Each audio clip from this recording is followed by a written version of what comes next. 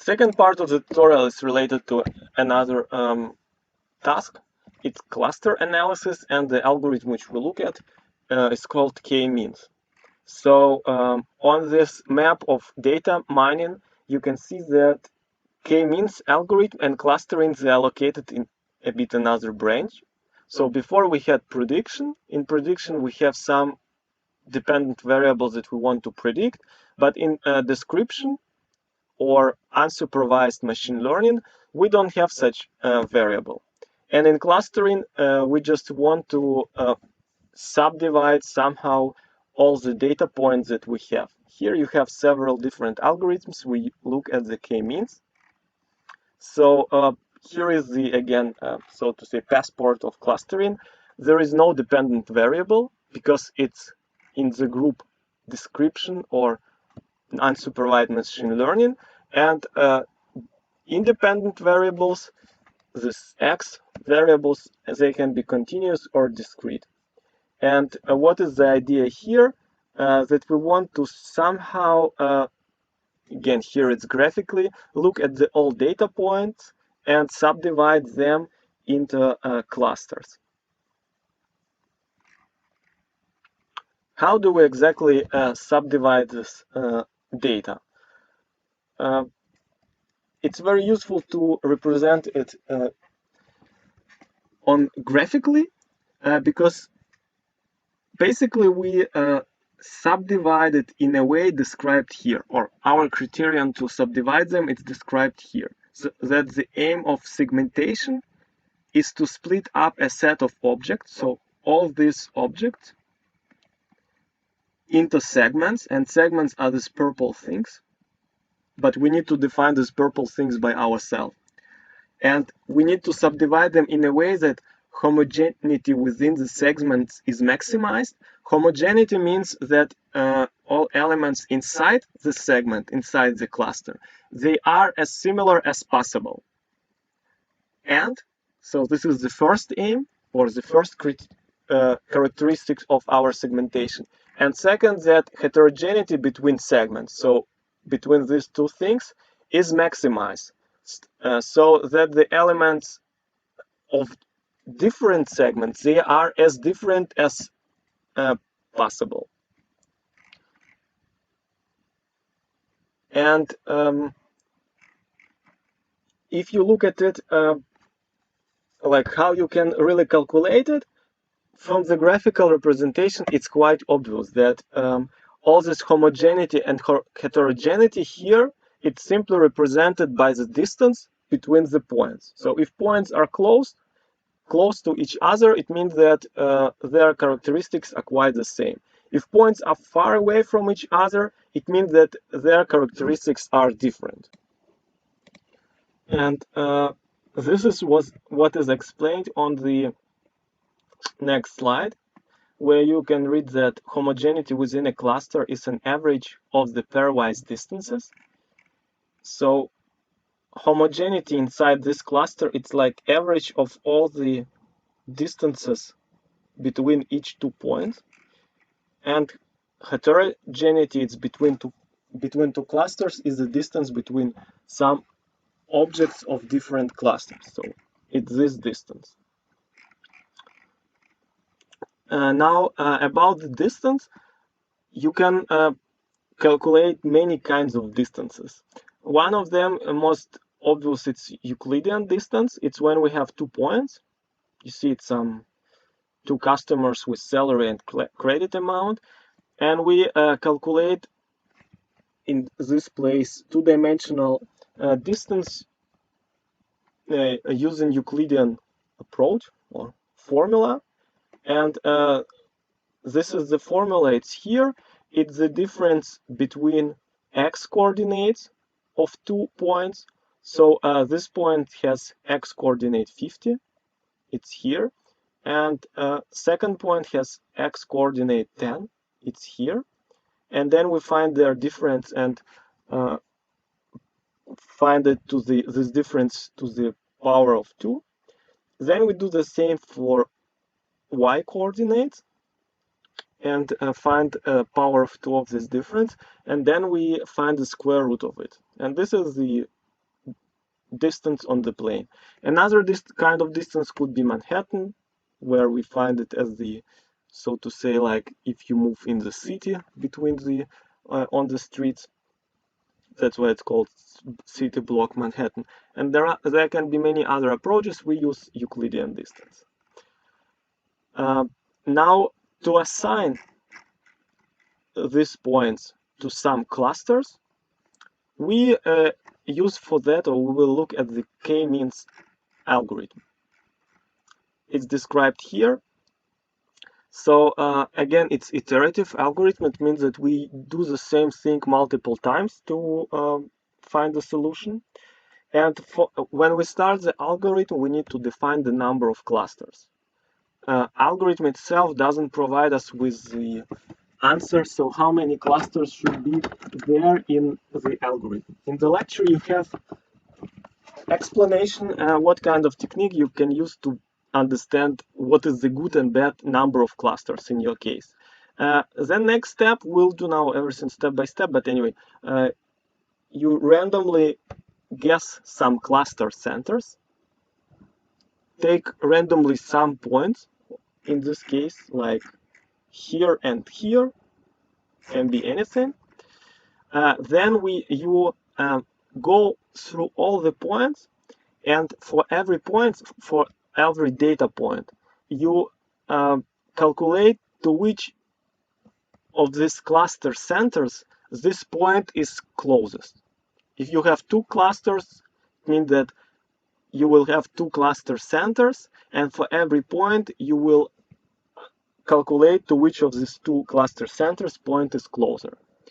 And then when you define to which it's called centroid, so cluster centers, it's centroid, to which centroid every point is closer, you assign, so to say, these points to that centroid, and then you recalculate centroids. You reposition centroids in a way that they are really in the middle of the points. And then you repeat it again, starting from the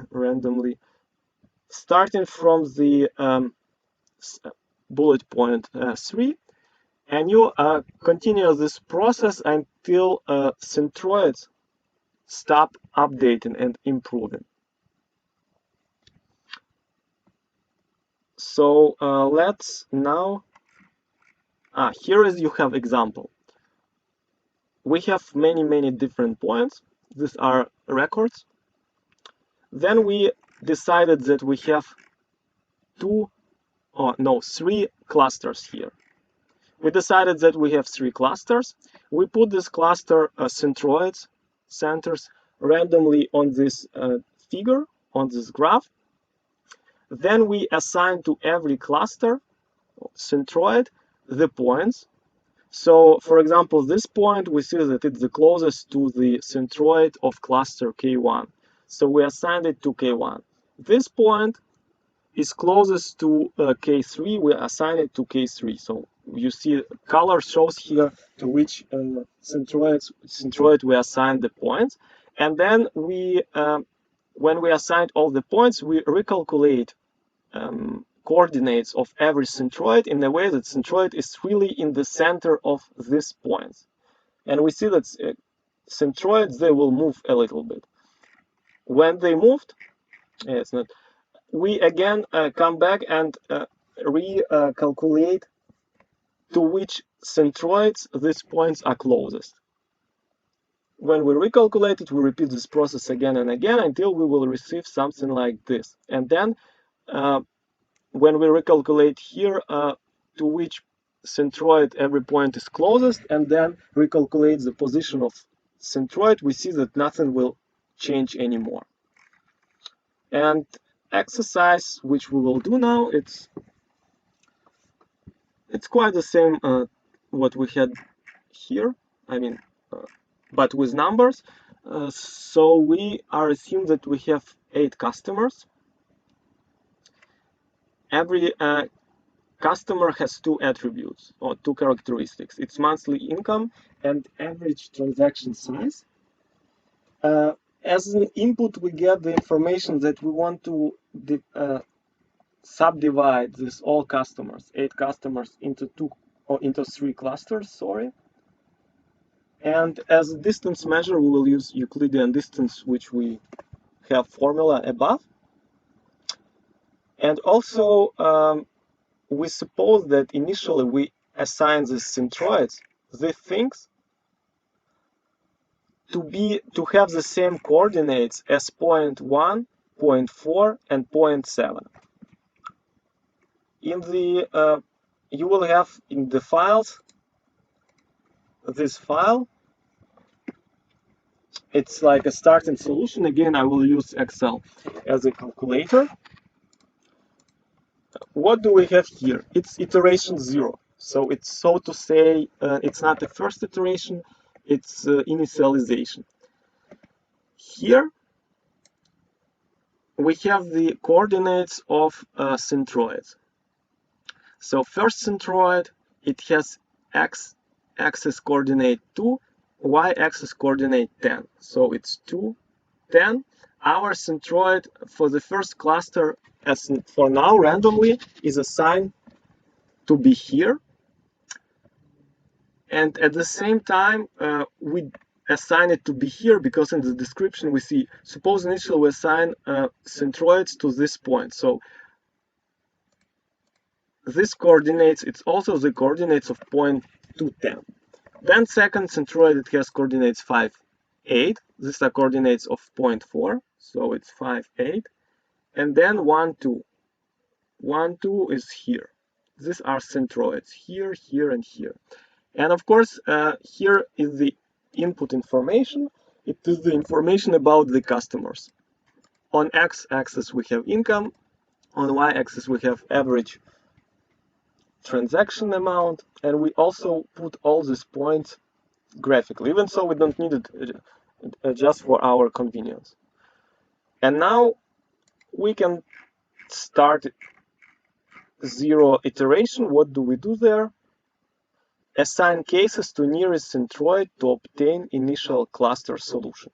So that's what we will do now in this table.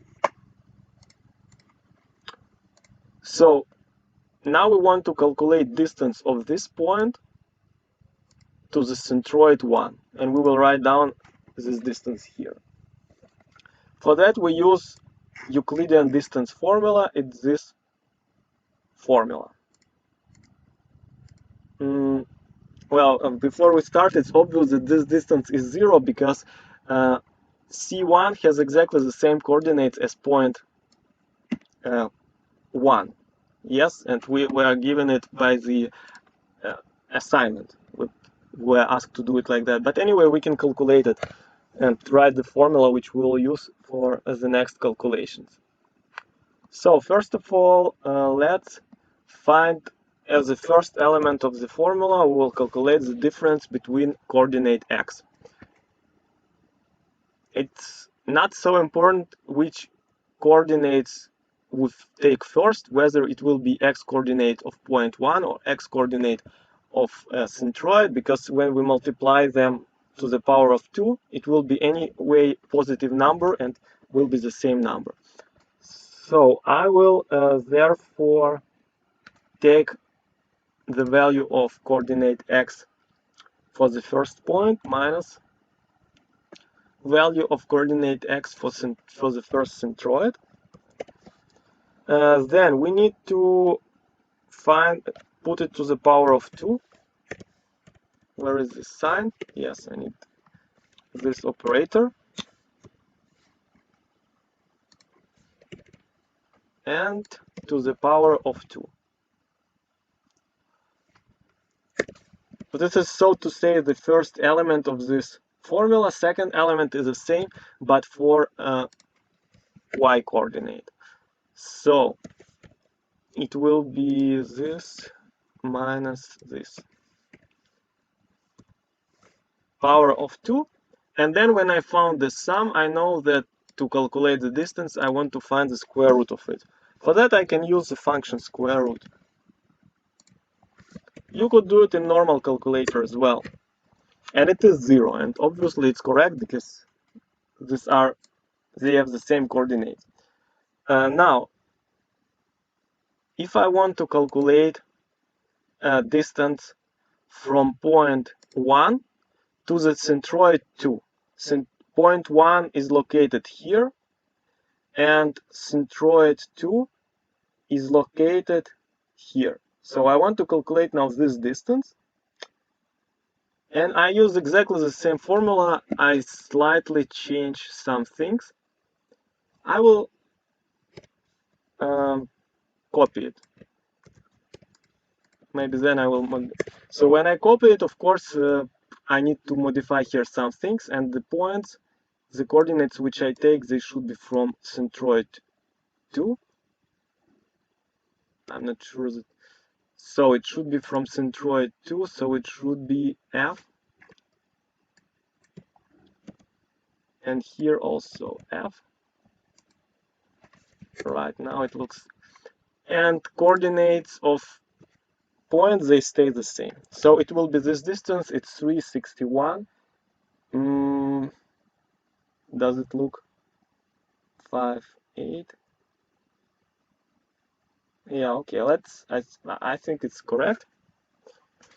So this is this distance. The same I do for the distance between point 1 and centroid 3. Centroid 3 is here, so I calculate this distance. For that, I can also copy formula and move coordinates of for the centroid a bit to the right, and it will be the distance 8.6. Now, I calculated distances from point 1 to all the centroids. I want to do the same thing for every point. Therefore, I can rewrite this formula everywhere down, but I can make slight modifications to the formula so I can drag it down. And if I will now try to drag it down, fill without formatting, you see that these two cells, they move down, and that's what I want, because I want to change to that this argument B8 and C8, they are dynamic and move up and down when I drag formula down, but I don't want these coordinates to drag with my formula down. I want them always stay on this row. And for that, I can fix row of these two arguments. E3, I will put dollar before 3, and E4, I will put dollar before 4, so that it's fixed. I will do the same here for other centroids. You can put dollar with keyboard or by pressing F4. But again, Excel here, it's not the key point that we learned. All right, when I did this, I can select it and drag down. I can drag down it with the left mouse, but also I can drag it down with the right mouse and then leave it, and then say fill without formatting.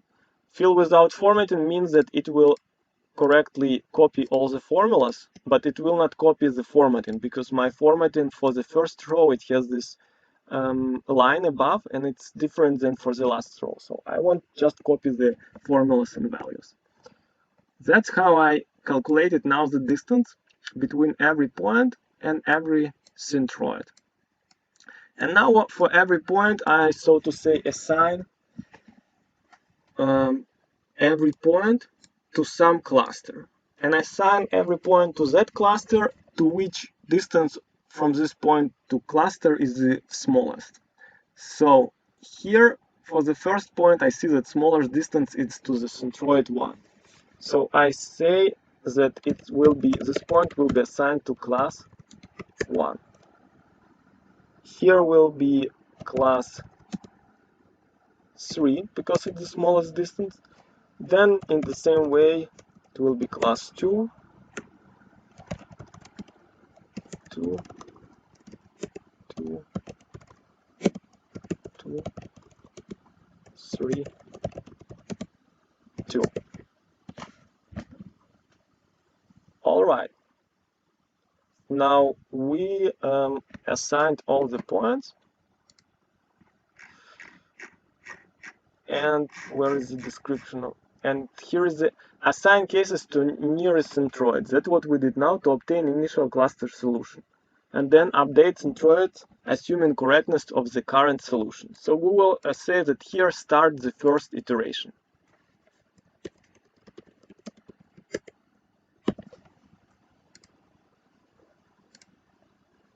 And in this first iteration, we do exactly step described in the slide. We reassign the centroid positions.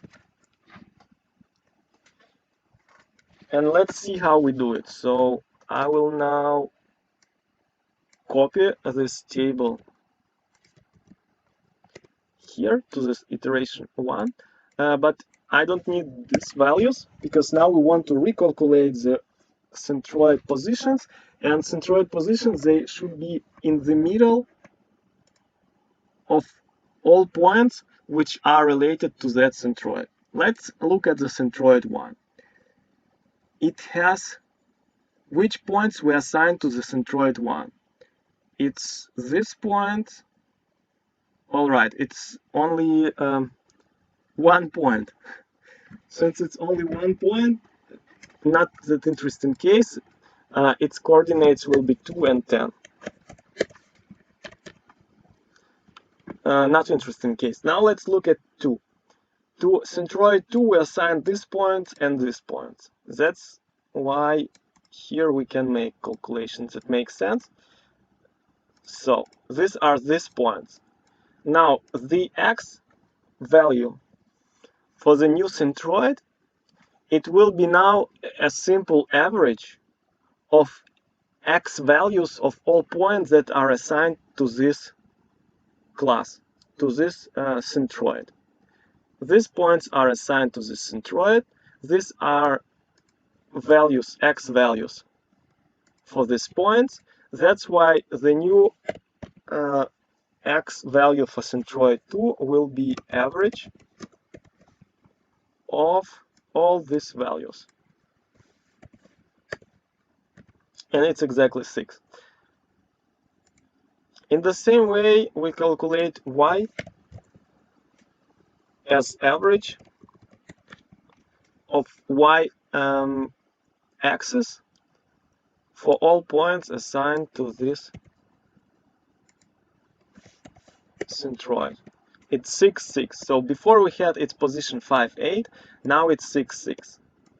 If coordinates change, it means that we will not finish algorithm after this iteration.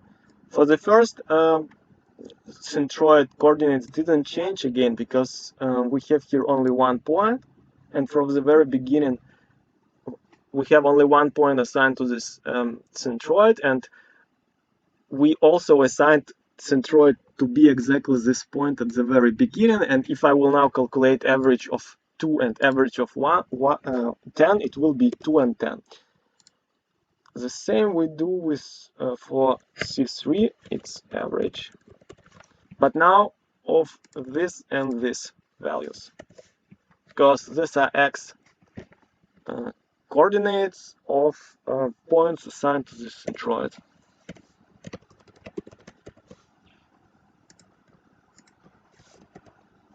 And y. Also, the centroids changed. And now we want to do next step. So we did this. Now we repeat until cluster assignment stop changing. Cluster assignment changed. So we repeat. So we go to the step assign cases to nearest centroids. So I want now basically to copy this table.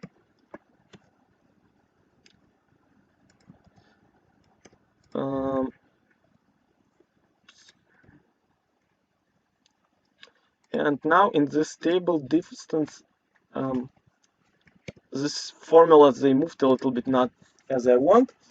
So I want in this formula to be now coordinates of centroids taken not from this table, but from this table for iteration 1. And coordinates of the points, they shouldn't be taken from here. There is nothing here. Points of the coordinates of the points don't change, so it will be always, I will always reference this table. It was for the point 1 for distance from point 1 to centroid 1. Now distance to the centroid 2. Again, I need to update coordinates of centroid 2, and these values should be here. We could add to this formula some more dollars and so on, so the formulas work more dynamically, but it's not so principal for us. And here the same.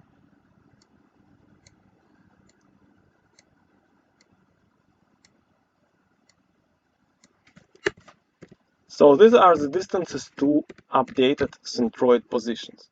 Updated centroid positions, for example, for centroid 2, 6, 6, centroid 2 is now located here. And now I want to do the same for all the points.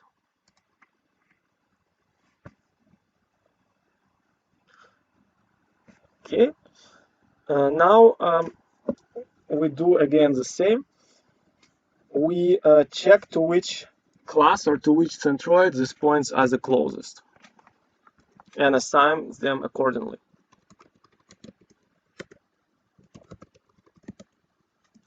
For the first 2 points, nothing changed.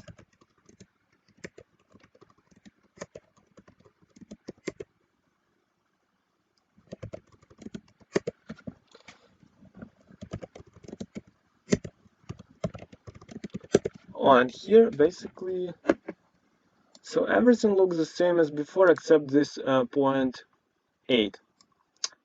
It changed. But again, the stopping criterion, it's when this table is not, when it stops changing from iteration to iteration. Now we start iteration 2. We do it exactly the same. Again, I will need now this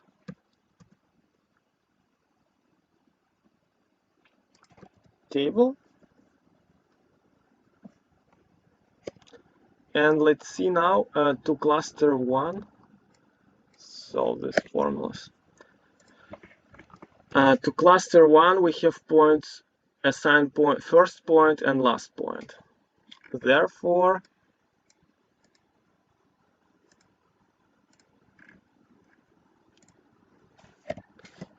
new coordinate of centroid 1 will be this and this.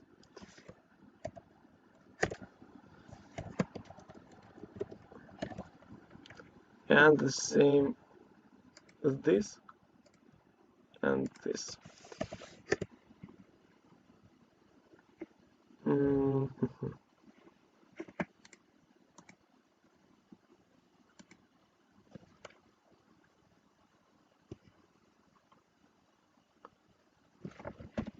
All right.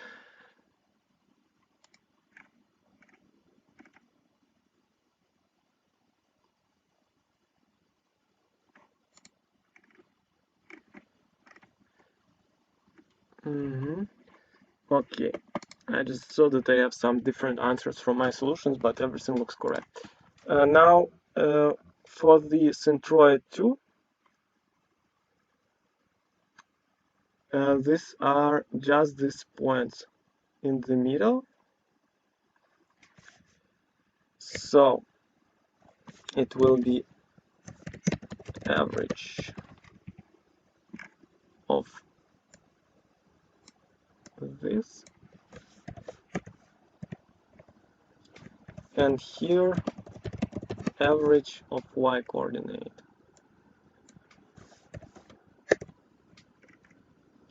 And for the cluster 3 now includes point 2 and point 7. Point 2 and point 7. So we calculate average for them, and the same for the y.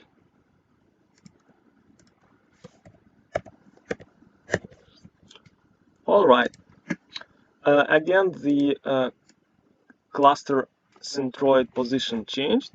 That way now we would again do the same thing. Calculate the distance between every point to every centroid.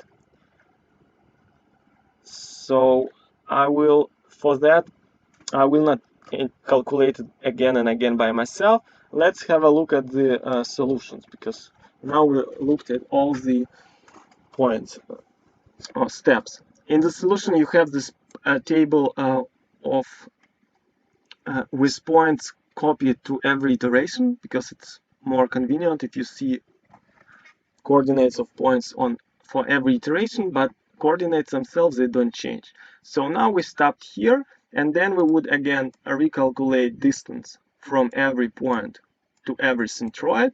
We would reassign the points. So when you see here, when it's green, it means that this point is assigned due to the shortest distance to the centroid 1.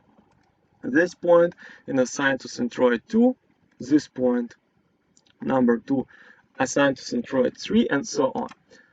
We recalculate these distances, and then again we start the new iteration. We update centroids. So here are the centroid positions, and then we update again the assignment of all the points. And we see that when even so the distance is changed, the assignment of points didn't change. So first point, it's still like in the previous iteration, related to centroid 1 or assigned to centroid 1. Second point assigned to centroid C, and so on. So when this position it didn't change, it means that we can stop continuing with this algorithm, because even if we will now recalculate the centroid positions, still nothing will change. These points, they will be assigned to the same centroid. And that's how we do clustering with the help of k-means. It's iterative process. We start from some random centroids, then we update them according to the closest points. We stop when basically centroid positions don't change, but it's the same as when points assignment doesn't change. And now we divided all points into 3 clusters.